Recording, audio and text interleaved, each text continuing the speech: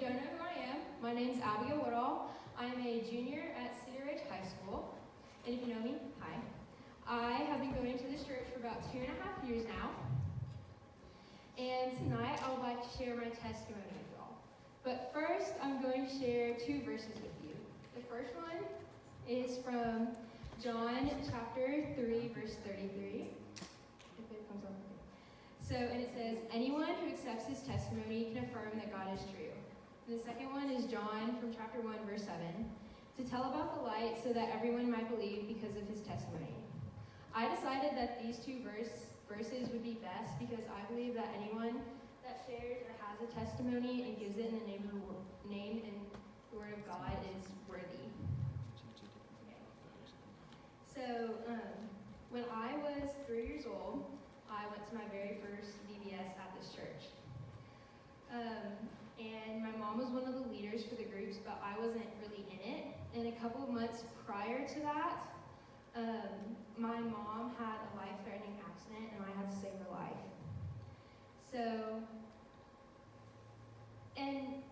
She broke her leg really bad. And what happened, and I can remember everything that happened. And when you're 3 years old, you're not supposed to. Seriously, guys, I have a question for you. Please say no, because that'll totally ruin my points. But does anyone remember a memory from when they were 3 or younger? Seriously. Do you? Okay. The only way that you could remember is if you had a really traumatic experience. And it's not like, oh, I remember what happened. I remember the TV show that I was watching. The reason why I even went in and checked on my mom to begin with. I remember exactly what my mom said to me, what I was wearing, the reason why I walked across the driveway and over my neighbor's backyard, and the reason why I didn't run. And I remember exactly what my neighbor did when he saw my mom. So, being in a new place, VBS, this church, doing things that I didn't understand with people that I didn't know, being separated from my mom, I decided at 3 years old that I did not like this God place. So we didn't go to this God place, which is this church. And so growing up, I never actually went to church, and the few times that we did, that I can count on my hand, I never liked it, and this church honestly scared me. And so fast forward a decade of my life, when I'm 13, in 8th grade, I was going through confirmation here at FUNC. 8th grade was really rock bottom for me, emotionally and mentally. I was getting in trouble every single week, which I'm a good kid, so that was weird for me. I was accused of something at school and got a referral, which again, I'm a good kid, so this was whoa. And I had, on top of that, I had 4 of my wisdom teeth removed, which wasn't actually bad, rather than I looked like a beat-up chipmunk for 2 weeks, actually. And so that sparked me getting the worst stomach flu that I've ever had for a week and a half. And then, obviously, because I can't work out because of my wisdom teeth removal, and also I was just puking for a week and a half, I can't work out at school, but I have to go to school, right? So I have a doctor's note and everything, and I turn it in. I say, yo, can't work out. The coaches say, cool, you're working out. so I work out. And because of that, I had one of the worst knee injuries that you can get. As an example, if you had to get this knee injury, you would probably get it when you're more like an older person. Y'all, I'm 13. So that was fun. And then 2 months later, I had knee surgery. And so all that happened, and that doesn't include the other 7 months of my life during 8th grade. So as you can imagine, it wasn't a fun time for me. And because of that, I wasn't necessarily mad, but I was definitely numb to everything that I had, everything that would happen. And so while my life was happening, I was in confirmation, and I went to the confirmation retreat with a knee brace on and literally could not do any of the activities, and Abby McAlpine's mother had to drive me up to the hill so I could even just go up to three crosses were to experience something for my confirmation group. And so, while I was there, my confirmation mentor was Mallory Harwick. Some of you may know her. If you don't, yeah, she was a senior last year, and she's graduated and is in college right now. And I looked up to her and inspired to be here, and I still do. It was from the way of how she just carried herself, definitely from the clothes she wore. I absolutely love all of her outfits. and honestly, just how she taught, like how she treated people and the way she loved God, and I really aspired to be that, because when I was going through confirmation, I thought God was cool, but I was like, okay, yeah, whatever. I had a strange relationship with him when I was little.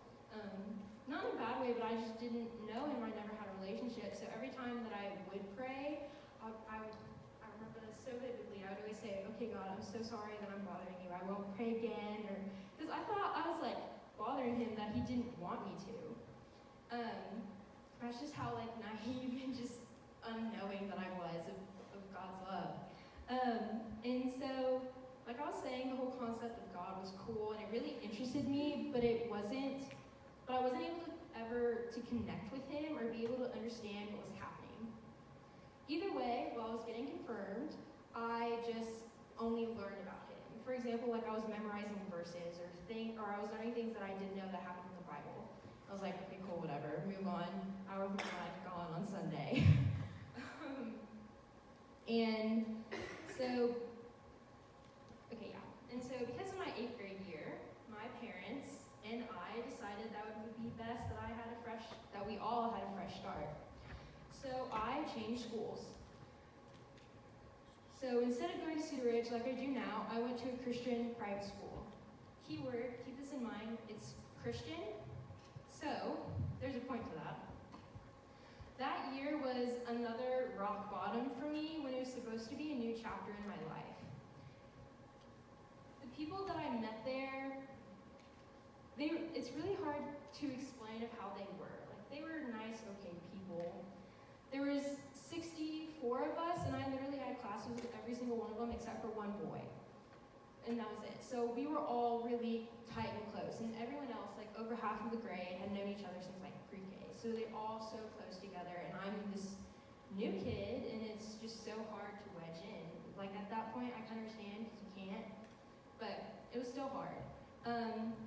But not even that, they were honestly mean. It's not that they would bully or say mean things or do mean things, but they used their relationship with God to an advantage. They were very, when I was making this, I looked up words that would try to explain it. They acted very, very like holier than thou, basically saying, I have this awesome relationship with God. I love him so much, like I've been baptized, and they would use that against you. Like that's how they would degrade you. It wasn't really like an explosion type of thing, how they would be mean. They would slowly erode at you, and it was just, by the end of the year, I couldn't take it anymore. And I was totally a different person. Like, we have Amazon Fire Stick, and if you put a TV show on pause for a long time, for my house, it'll come up with like these picture shows that we've uploaded, right? And obviously, we took pictures while I was in 9th grade, and my mom, this was actually just a couple months ago, so that came up, some pictures from that 9th grade year, and my mom's a very emotional person. She starts crying, and I'm like, what's up? What's wrong? Like me and my dad tense up, and we're like, what's going on? And she goes, I can literally see in your eyes how unhappy you were there. And it was one of those things where I definitely had moments throughout the whole year where I would come home and tell my parents, but it was 3 days before the school year was happening, and I was sobbing to my parents in the morning and saying, I cannot do it. I cannot go back. I'm so sorry, but I cannot. I won't. And then change schools. And they would just, it was so bad. And then summer comes, right? So it was summer going into my sophomore year. Before I had changed schools, or even come up with that idea that I could do that, I started having these cravings. cravings. Okay, for me, it's a weekly craving of Bahama Bucks. Does anyone have a craving for like goldfish? Chick-fil-A on Sunday. Chick-fil-A? That is literally weekly.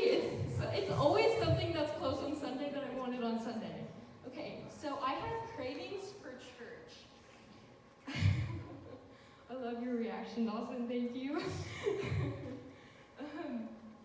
And so I had cravings for church, for forgiveness, for understanding, and so I just wanted to know him. And so I decided that I wanted to go to church. The same church that really scared me when I was little. And I actually begged my parents to go on Sundays. And they were opposed to me going to this church because there was a miscommunication while I was in confirmation, and they felt angry. And so when I started going, it was only me and my dad, and then it was finally all three of us, me, my mom, and dad. I'm an only child, by the way, if you did not know that. So, while I was at this Christian school, I know some of y'all go to a private school or a Christian school, and y'all have Bible classes, correct? I know you do. When I was there, obviously, you will learn about the Bible. So I continued to memorize and just learn facts, to the point of where I would be able to be tested over them and know it that well. But the interesting that happened when I went to the 11 o'clock services in the big church on Sundays was that I would have been able to go up there and preach with Woodall. Like when they would say, okay, we're gonna read blah blah blah verse. But before we pop up, I would lean over to either my mom or dad and just like recite it to them. And then once Will, or at the time Katie, would like start talking about something like, oh, this is what it's gonna be about, yada yada yada, I would be able to lean over my dad and be like, yo, this is the moral of the story, this is what's gonna happen. But it's not like this happened once or twice during the whole thing. So I'm asking because I'm really bad at basic math. There's 3 months in the summer and 4 weeks each, assuming 4 services, so 12, right? Cool. That happened every single 12 services that I went to, every single time. And even my parents noticed it. They were like, whoa, this is happening.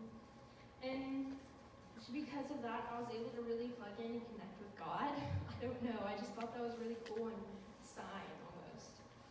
And so then, fast forward, when school started, so did Ignite.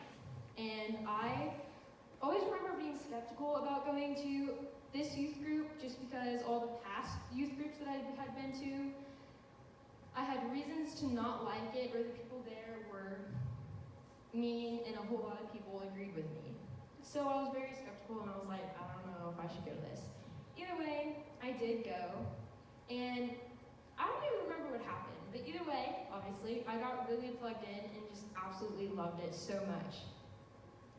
And it fulfilled something in me that I didn't even know that I was looking for. Like for church, for the cravings, I didn't even know what I wanted. I just knew that I had to go to church. And then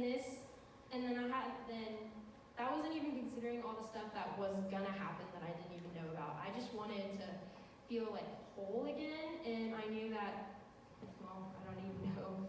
But the one thing that I do remember about the kickoff night for Ignite was that we had to go around to people's houses with a paper clip and trade it for something. And whoever got the biggest, best thing would win. And someone, I say this wrong, I know, my parents made fun of me. Someone brought in a treadmill. So, yeah. And so that's just really what happened. And then fast forward a couple months, loving it, really starting to, click here. And Taylor calls me in, it was unusual just because I, at the time, wasn't really in leadership group. I wasn't really in any of the organizations that I'm in now, so I was like, oh, okay. And he calls me, Tanner, and Ashley to Lamppost Coffee right across the street from Rock High School, and says, yo, I want to start this thing. It doesn't even have a name, but I see this need that's in our schools that we need. So the three of us came up with a thing called C3. You've probably heard it before. It stands for Christ Coffee Club. For Cedar Ridge, which again is the school that I go to, it's at Dunkin' Donuts from 8 to 8:30 on Thursdays. And what it is you'll just go to, for us, Dunkin' Donuts, you'll just have breakfast, hang out with your friends, and